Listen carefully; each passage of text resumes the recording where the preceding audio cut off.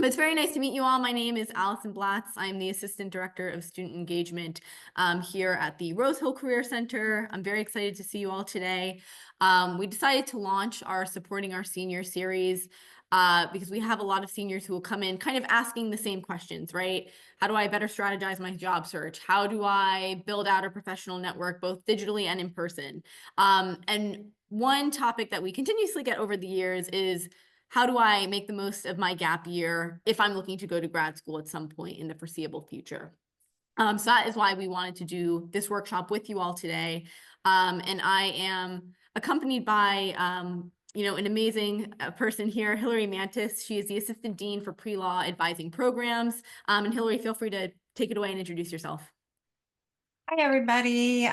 Hillary Mantis, as Ali said. I work on both campuses. I do pre-law advising for undergrads in terms of talking about law school admissions, majors, teach the pre-law symposium. And then we also do advising for alums, which at this point, something like 2/3 to 3/4 of all applicants to law school are taking at least 1 year between college and law school. So if you are, you're definitely not alone. And just so you know, our office will work with you indefinitely. And I may make comments here or there, but I'll pop back on towards the end of this presentation to just give some law school specific pointers. Awesome. Yeah, thank you so much, Hillary. And like Hillary said, her team is both based out of Rose Hill and Lincoln Center. So is ours. There is a Lincoln Center session of this workshop currently occurring, but if you ever need Career Center help, professional development help at Lincoln Center, we also have an office there near Argo T. Let's see. There we go. So kind of diving right into things, just to give you all a brief overview of the Career Center, if you have not been to our office yet. Who here has been to our office either in the form of coming to an event, doing a Career Center appointment? Is there anyone who's never engaged with our office before? Okay, well, I'm going to assume that you've engaged with our office in some capacity if you are a senior and it's your last year here at Fordham. But like I said, we're based out of both Rose Hill and Lincoln Center. We're a small but mighty team. We've got about 8 or 9 people based here at a Rose Hill, about 4 people based at a Lincoln Center. And our main mission is really to engage and challenge you all both personally and professionally through providing career education resources, internship and job opportunities, and life planning skills that concentrate on the values, needs, and interests of the whole person. Hence why we are the Career Center for Cura Personalis. And the primary means through which we accomplish this mission is Handshake. So I'm sure all of you are in some way or shape or form familiar with Handshake. It's kind of like the undergraduate version of LinkedIn, and it is our one-stop shop for all things professional development related. So a lot of people assume that Handshake is just where you could find internship and job search or internship and job opportunities. They do have a job search platform on Handshake. However, it is also a place where you could find all of our professional development resources. So resources on how to craft a resume, how to craft a cover letter or CV. It's also where you can schedule an appointment with one of our career counselors here at the Career Center. So as this workshop is about, if you want to talk about the grad school application process, whether it be having us review your personal statement, have us do a mock interview with you before going into a grad school interview, we can absolutely do that as well. And Handshake is also where you're going to find all of our information about our upcoming events.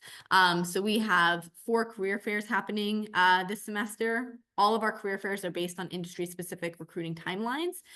So we have the STEM fair coming up next Wednesday, and then later in the month we have an arts, media, and marketing fair, and in March we have a social impact and sustainability fair. All of those fairs are available on Handshake, as well as the other events that we have listed here. So we have also employer info sessions, professional development workshops like this, and networking events with alumni and other mentors. So definitely feel free to check out Handshake and come swing by our office. We're the 2nd floor McShane Campus Center whenever you need help.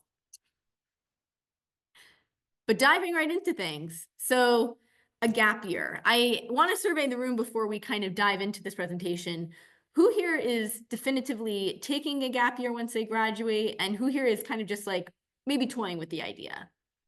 And feel free to come off of mute if you'd like to.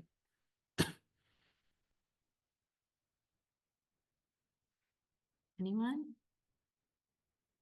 Mia, can I pick on you since you are one of our career ambassadors? Yeah, you can definitely pick on me, Allie. Love it. I'm thinking I'm going to end up taking a gap year, but I'm not really 100% sure. That's kind of why I'm here at this specific session because I want to learn about more of the options of like taking a gap year, just opportunities available to me. Amazing. Thank you so much, Mia. Anyone else?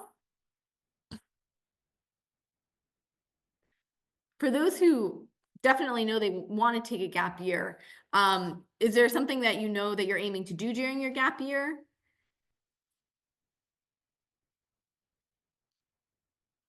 No?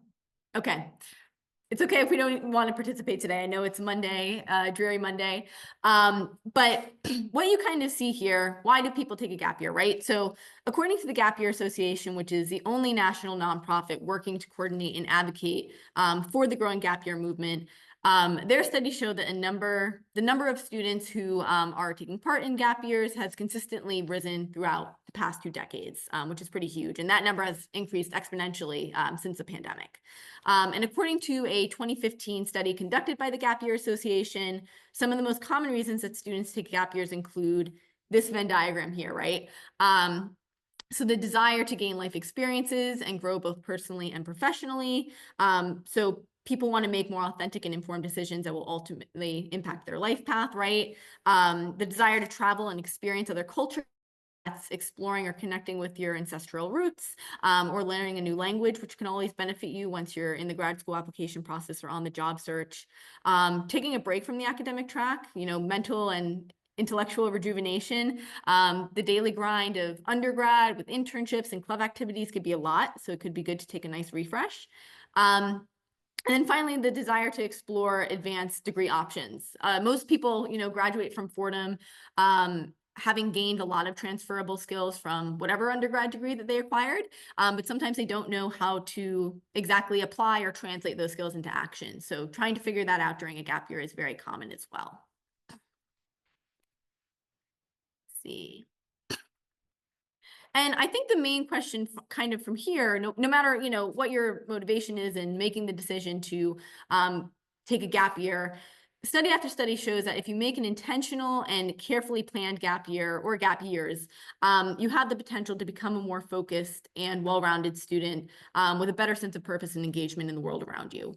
So the question there kind of becomes, how do you ensure that your gap year is intentional and carefully planned so that you feel prepared to go where you ultimately want to go, which for everyone in this room seems to be grad school, right? So how to ensure a successful gap year to grad school pipeline? Number one, reflect on your motivations and long-term goals. So you really want to understand what are your motivations for applying to graduate school and how can that degree actually help you in achieving your long-term career goals? So a few questions that you can ask yourself before kind of deciding if you want to go to grad school is, will an advanced degree help me in increasing my earning potential? Will it help me specialize within a particular niche in the industry that I'm interested in? Am I pursuing a graduate degree because what I pursued as an undergrad wasn't directly related to what I actually want to do after all?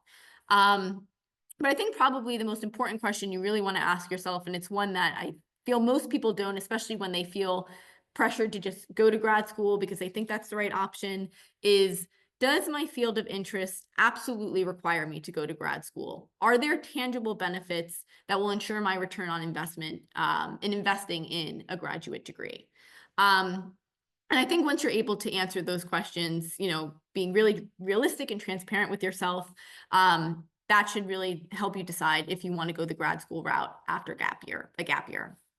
But once you kind of flesh through those questions and those answers, the next thing is gaining relevant work, volunteer, and/or cultural immersion travel experience, right?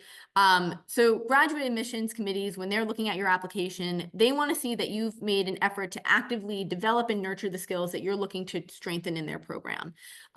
So by working with seasoned professionals in the field or by becoming more culturally competent, you can show how you're further fine-tuning the skills that you gained in undergrad in action in the real world. And whether you decide to go the employment route, or even maybe the volunteer route. Volunteer companies like, or organizations like Peace Corps or AmeriCorps, they do offer things like tuition reimbursement, or loan forgiveness options. So those are things you could definitely take advantage of once you go to grad school, which gets to our third point. During your gap year, you should definitely be saving money and creating a formal plan to finance your degree. So again, you can take advantage of things or explore things like a tuition reimbursement opportunity at your company you go to work at, or the volunteer organization you work at. And really researching the programs that you want to go to and figuring out the cost. A lot of students just assume that the cost is the baseline tuition. You also have to remember there are things like general and technology fees that apply. If your program has a field or internship experience, that's probably going to be something you contribute to. If you decide to be a full-time student, maybe student insurance is something you're going to have to pay for. So you're going to have to really research the programs that you're looking to go into, see what the full package will be, and determine how you could finance your education from there. And then finally, building your network, right? Personal and professional growth does not happen in a vacuum, in isolation. During your gap year, you should be trying to make meaningful connections in all the spaces that you're involved in. I remember I had a student last year who was a recent grad. She made a very intentional decision to take a gap year. She was a first-generation student who was able to find an opportunity for first-generation students. It was a digital marketing, it was called Co-op Careers, I believe, and it prepared students to enter into the digital marketing space. And it was through that online free year-long program that she was able to connect with a mentor who eventually was able to help her get interviews at IPG Health and Havas, which are both really big media and advertising agencies. So it was through that network and through that program that she did through her gap year that she was able to get the job that she's in now. So given that you have probably taken all those necessary steps during your gap year, the question then becomes, what do you do? What do you do to get ready for graduate school? So the first thing is researching your universities and programs of interest. Realistically, this should be something that you do throughout your gap year. But you are able to kind of do that research either by attending an information session, speaking with an advisor, examining how your qualifications compare to that of the average candidate and if you are qualified for that program. You also want to think about school life balance, right? So after your gap year, is grad school something that you want to do on a full-time basis? Is it something that you want to just kind of plow through and get done? Is it something that you want to do on a part-time basis so that you can work and finance that simultaneously? Those are all questions that you have to think of because it will ultimately, impact the program that you apply to. Considering the financial costs, which we talked about, and planning out your timeline and deadlines, really paying attention to the application deadlines, and all the different requirements for that application. So this is kind of the general. Also, any questions? I know we just went through a lot there. Any questions from anyone out in the audience? We're okay? Okay. So this is kind of the general roadmap for the grad school application process. So once you have researched, reflected, decided on a program you really like and that you want to commit to, and that you want to apply to, you're going to have to see, one, what test scores or prerequisites do they require? And what does that mean in terms of the tests that you'll have to set up for yourself? Two, how many letters of recommendation do they acquire? You can send them in. Sorry, we finally have in-person people coming. Number two, how many letter recommendations do they require? And who can you start reaching out to? Number three, ordering your transcripts, which I could definitely show you in a moment. Number four, preparing things like your resume or CV. We'll get into also templates you could find to do that in a moment. Personal statement and additional essays, and then obviously if you go on to the interview process or if your program requires an interview.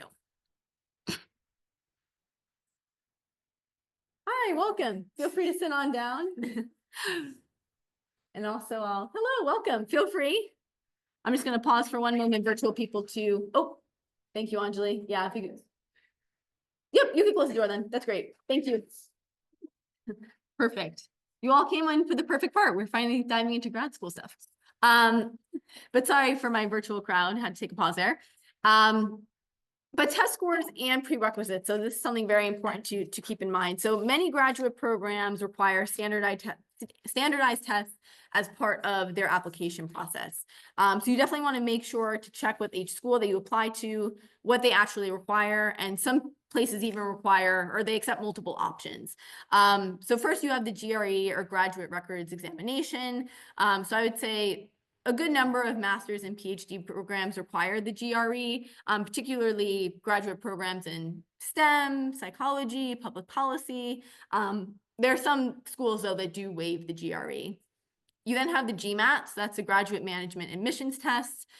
And let me just quickly, there we go, minimize so we can read this. The graduate management admissions test. And this is usually required for MBA programs, although I know that there are some MBA programs that accept the GRE as an alternative.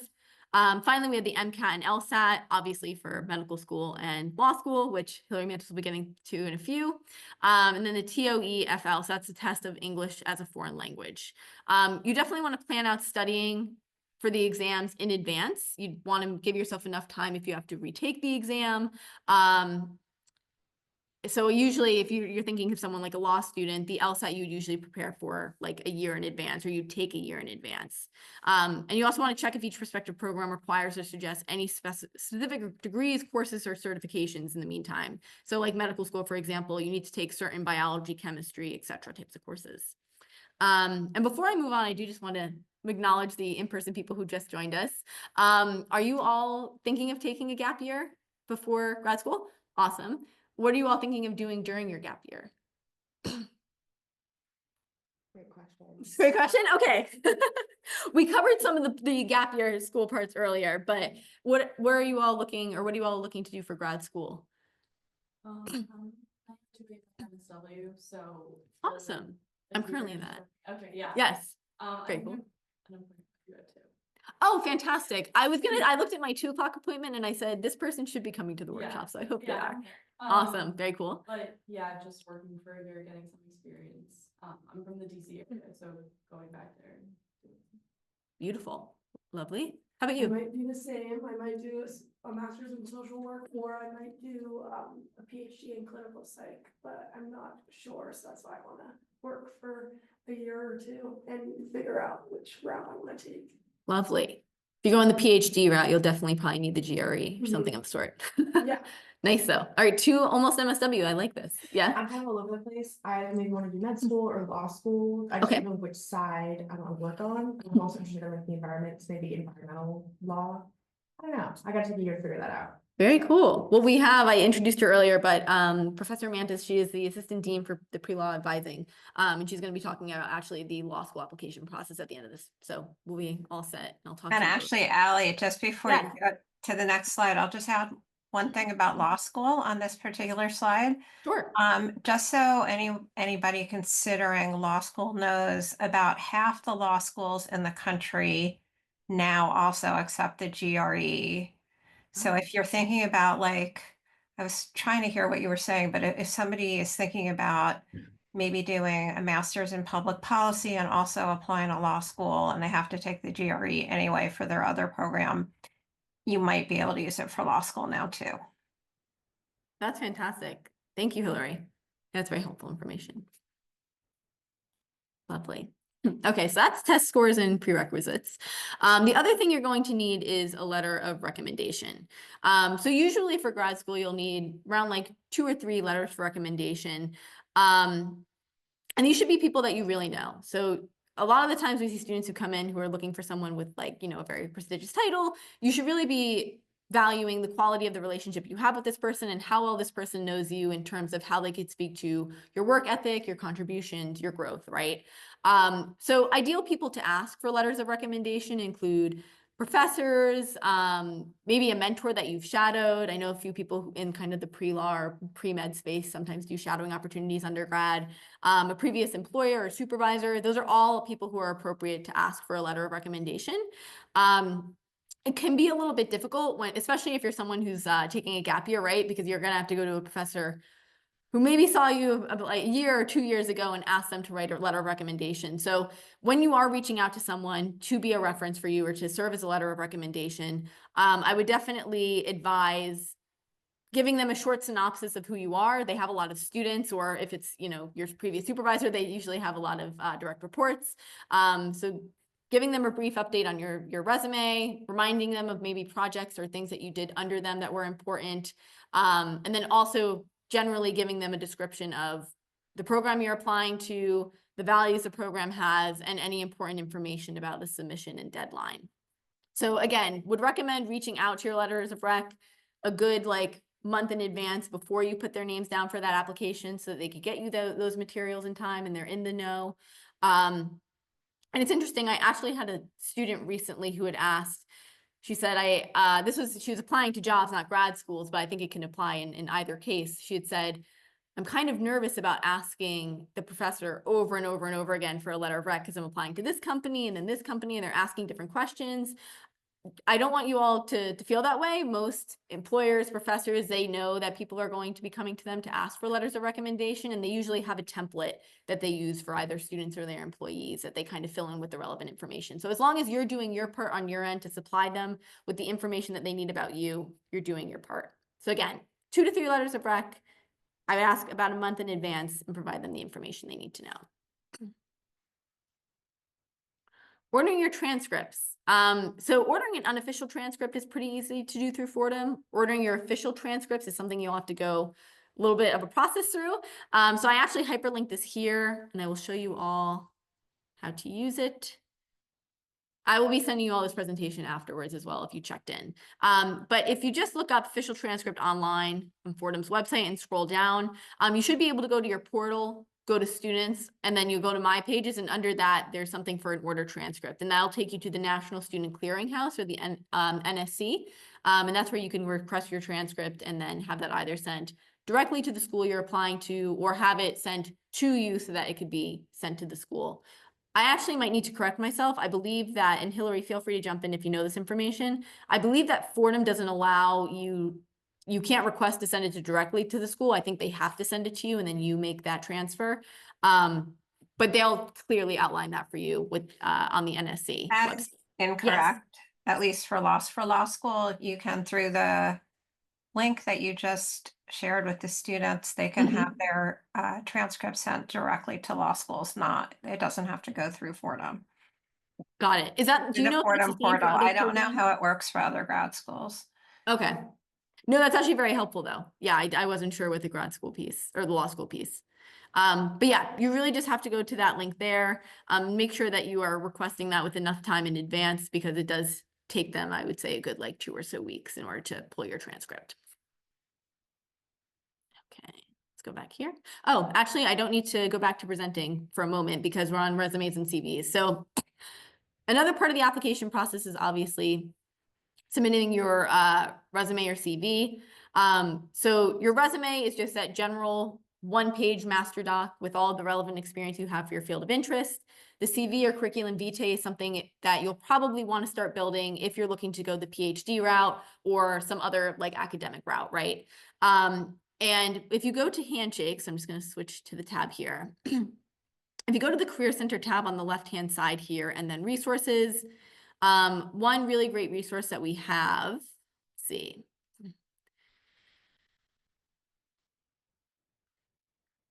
Fordham Wi-Fi is being very, very fun today. She's taking her time.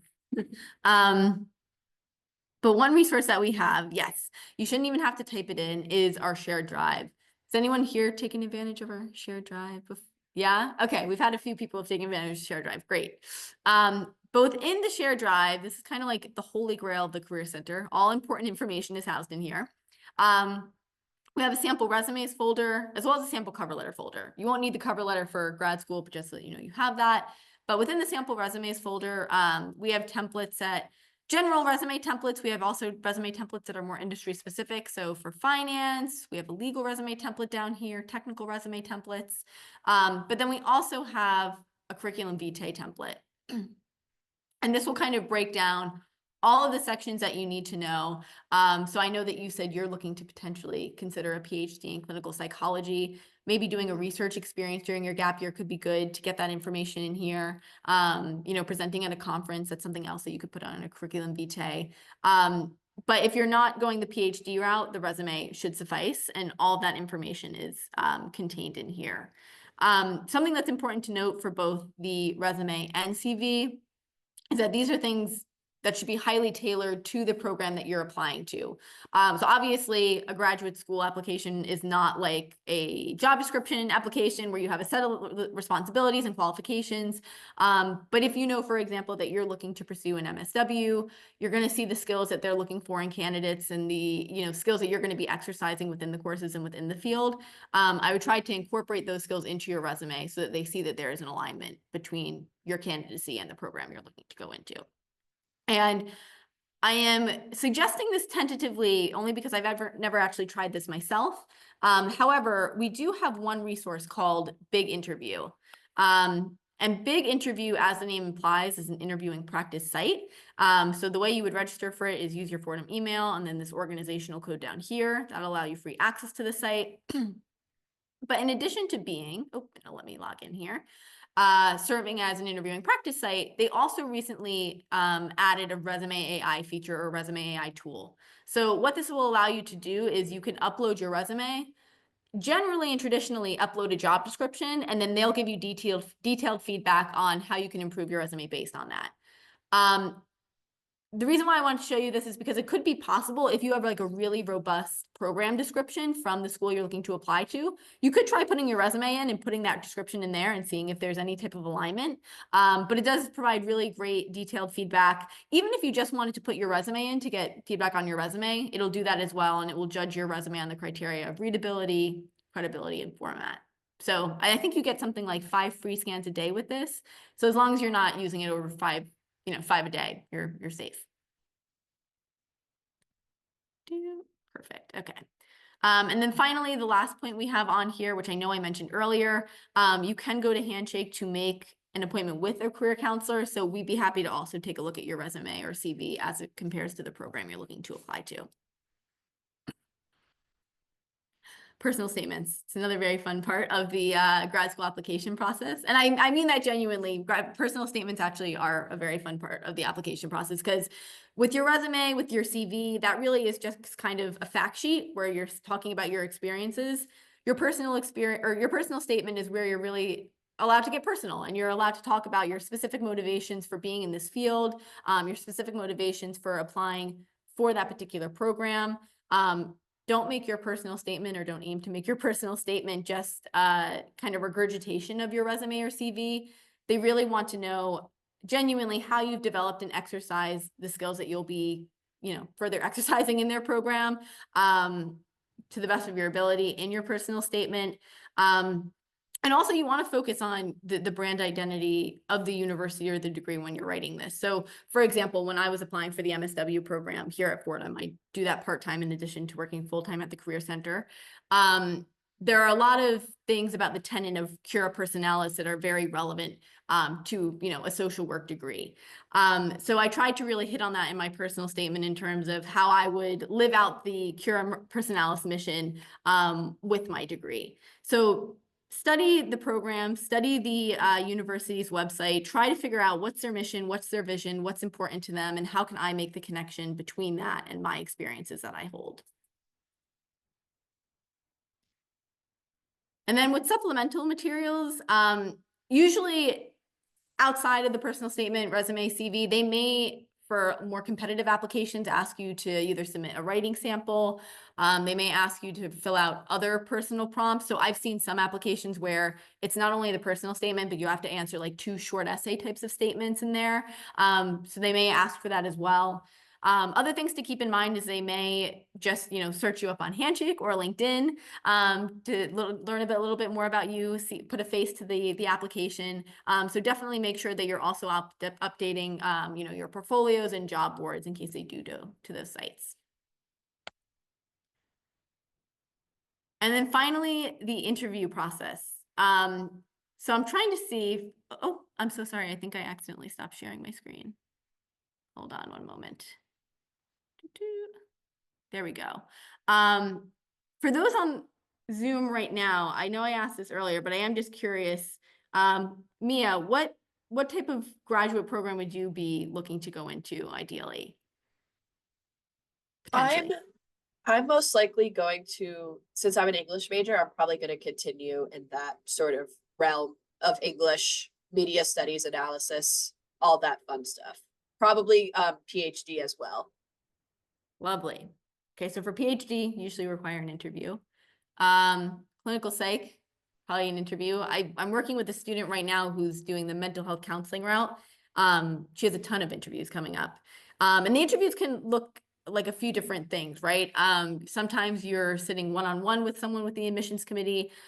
With that one student I mentioned who is a mental health counseling student, she recently told me she had an interview where it was a group, kind of like a focus group. So she just sat in a room with other students and they had to talk about a particular social issue or topic. And other people were outside the room kind of assessing their answers and seeing their collaboration and engagement with others. So it could be a mix of kind of those behavioral questions one-on-one, or really just a free flow to see how you work with others and conduct teamwork. So if your program does require an interview, well, one, the fact that you got to this stage is pretty great in and of itself. But really, you would prepare for a graduate school interview in the same way that you would prepare for a job or internship interview, right? You're going to want to make sure that you're studying the website, getting an idea of what they value, what they want. Make sure you understand their interview process. So again, you're definitely going to want to know if you're going to be doing that one-on-one thing versus group thing ahead of time. And usually if you're able to speak with an admissions counselor, they could give you that type of insight. Making sure you know your resume from front to back. I would say the one question that most people trip up on, and it's the one question we get the most in career counseling appointments here when we do interview prep, is people get really freaked out by the tell me about yourself question. I don't know if that freaks out anyone here, but the tell me about yourself question is something that really throws people off. And I think it's because it's so big and broad and vague. But I find that when you follow a very simple formula, you tend to do well with it. So my main kind of formula for the tell me about yourself question is, one, you always start with the intro. So hi, my name is Allison Blatz. I'm currently the Assistant Director of Student Engagement at the Fordham Career Center, and I'm also a part-time MSW student with Fordham, right? Then you go into your professional experience. And that doesn't mean they have to word vomit all the professional experiences you've ever had in your life, but just give you kind of give them the cliff notes, the most relevant experiences. And that experience can be inclusive of not only your paid professional experiences like internships, it can include your extracurricular activities like clubs. If you were in a club leadership role, that's definitely something you want to bring to the forefront. It could be any relevant community service outings or participation. So don't feel like it just has to be your quote paid professional experiences.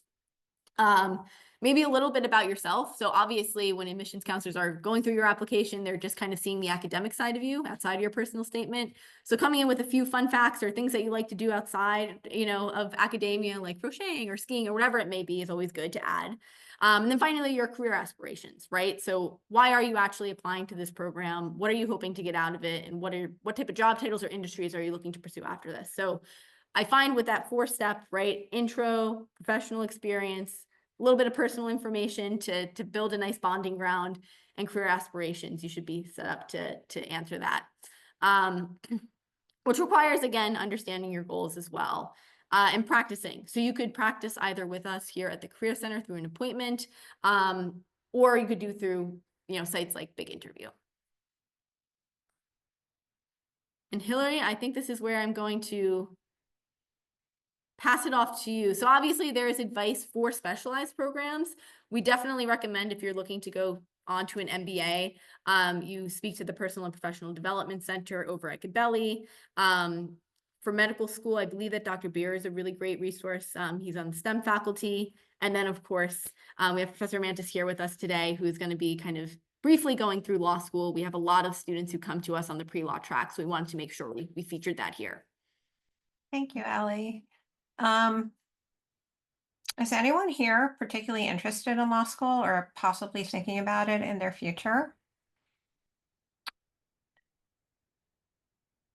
Can't tell. All right, I will just address law school remarks briefly, since you may or not be interested, but just know that like career services, my office, the Office of Pre-Law Advising, is available to you forever. So should you have a whole other career and then decide to go to law school later, we will still advise you by phone or Zoom. In fact, I work with people all the time that graduated from Fordham,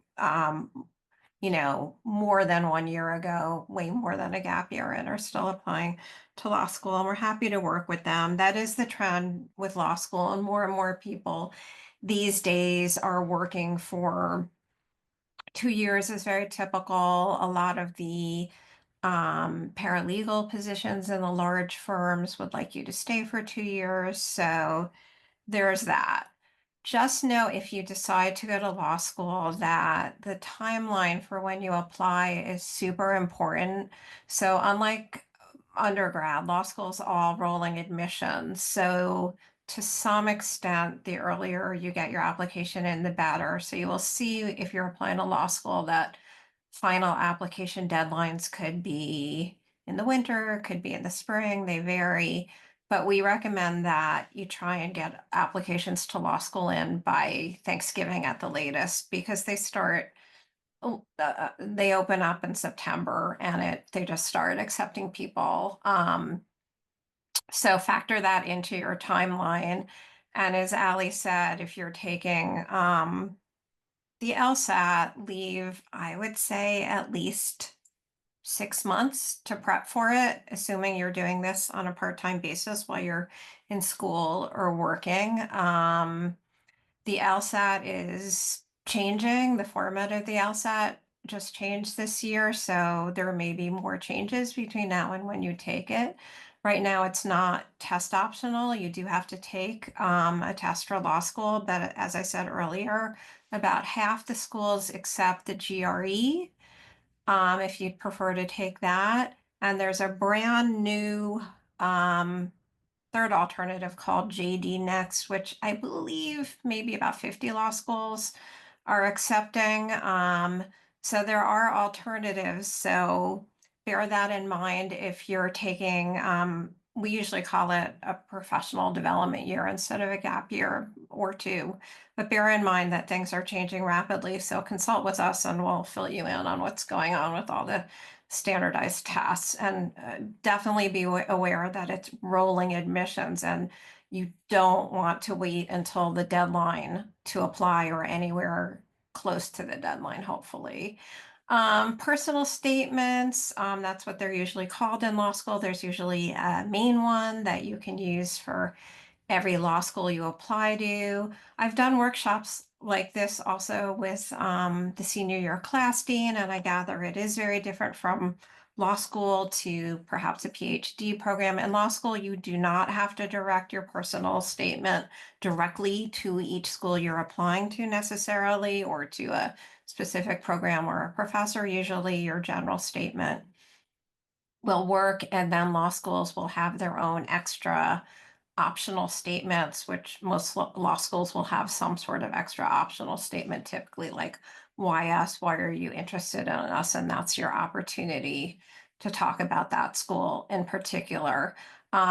We suggest if you're applying to law school, you go through our office for personal statements, because they do tend to differ from other grad schools. And we're always available as a resource. I'm happy to address your questions for those of you who are contemplating law school. As you probably have heard during your time here, any major is totally fine for law school, and law schools don't necessarily expect that you're going to have legal experience or knowledge of law. So anybody in this session, even if you didn't study anything law related and you decide to go to law school later, you'll be okay in terms of your education. So I think I'll pause. And if there are any questions, feel free to let me know. And again, feel free to reach out to us at any time, even if it's several years after you've graduated. Yeah, thank you for saying that. The Career Center is also a lifelong service. So you could come here a few years after graduation. You'd come here when you're 50, whenever you want to come, you would come back here. But definitely, I want to leave this here. Just a QR code for you all. We definitely want to get your feedback on the services that we offer. So please, make sure to fill out this survey. But while I leave this here, I definitely want to see also if any people virtually or in person have any questions about any of the topics that we covered.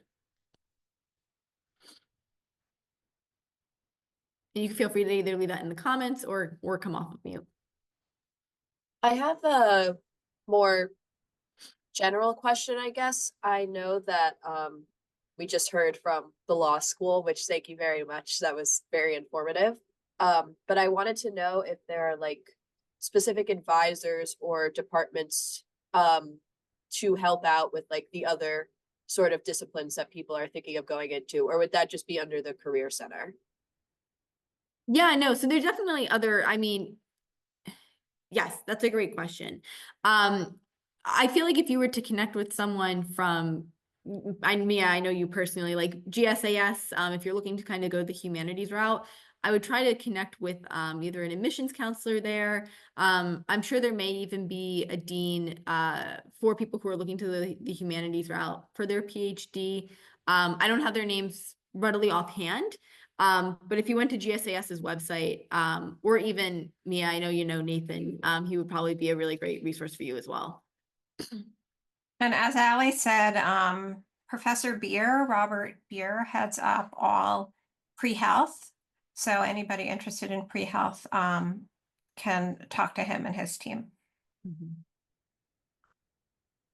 Yeah, but to answer your question a little bit more, Mia, I think it is different for people who are on like pre-health, pre-law, when it's kind of pre going into a certain industry, versus you who's, you were an English major undergrad and you're looking to perhaps do that on the PhD side. I would really talk to just some of the past professors you've had in English, and they will be able to point you in the right direction. Great, thank you. Yes, thank you. Anyone else? Okay, well, if there's no other questions, first of all, I'm going to put my email. I'll put my email in the chat, and I will also put the general Fordham Career Center email in the chat. So if you have a general question, you can email fordhamfutures@fordham.edu. If you have a question for me specifically, my email is ablatz@fordham.edu. And I'd be happy to meet with you all and discuss further either in the appointment or if you just want to swing by. Things could be kind of crazy here, but happy to answer any last minute questions you all have.